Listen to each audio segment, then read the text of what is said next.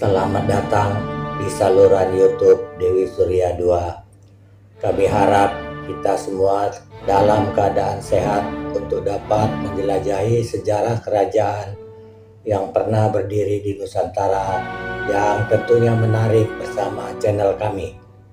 Mari berinteraksi bersama kami melalui kolom komentar dan jangan lupa tekan tombol like dan subscribe agar tetap terhubung dengan konten menarik kami lainnya di masa mendatang. Mari kita mulai penjelajahan sejarah kerajaan di Nusantara ini dengan topik runtuhnya Kerajaan Cirebon.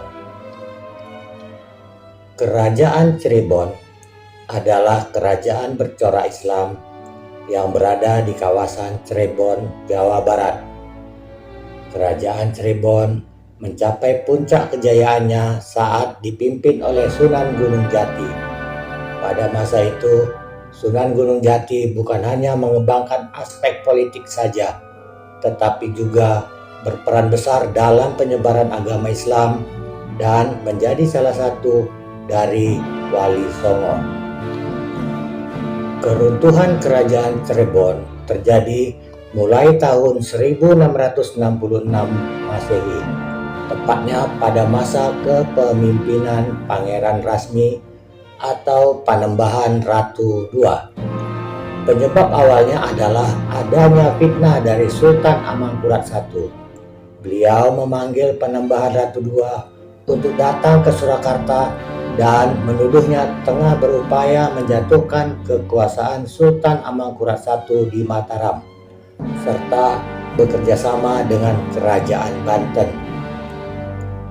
Tuduhan tersebut tentu membawa perselisihan antara kedua belah pihak, hingga akhirnya Panembahan Ratu II diasingkan di Surakarta dan wafat pada tahun 1667 Masehi.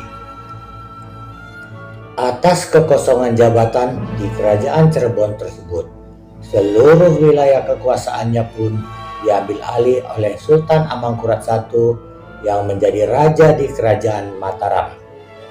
Melihat situasi tersebut, Sultan Ageng Tirtayasa selaku raja dari Kerajaan Banten berinisiatif untuk menyelamatkan Kerajaan Cirebon dan putra dari Panembahan Ratu II yang juga turut diasingkan.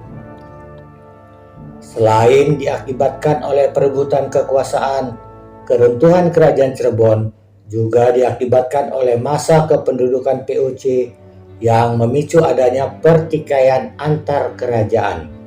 Hal itu disebabkan oleh politik adu domba yang diusung oleh POC.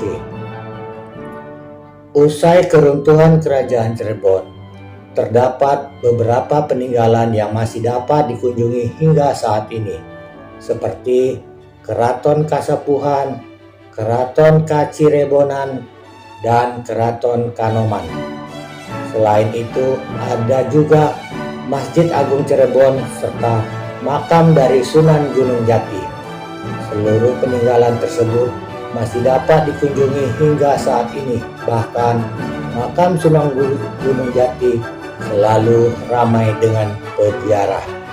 Dan perlu kita ingat bahwa kerajaan ini sangat berjasa dalam penyebaran agama Islam di wilayah Cirebon dan sekitarnya. Terima kasih telah menonton video kami. Semoga Anda menikmati video yang kami sajikan.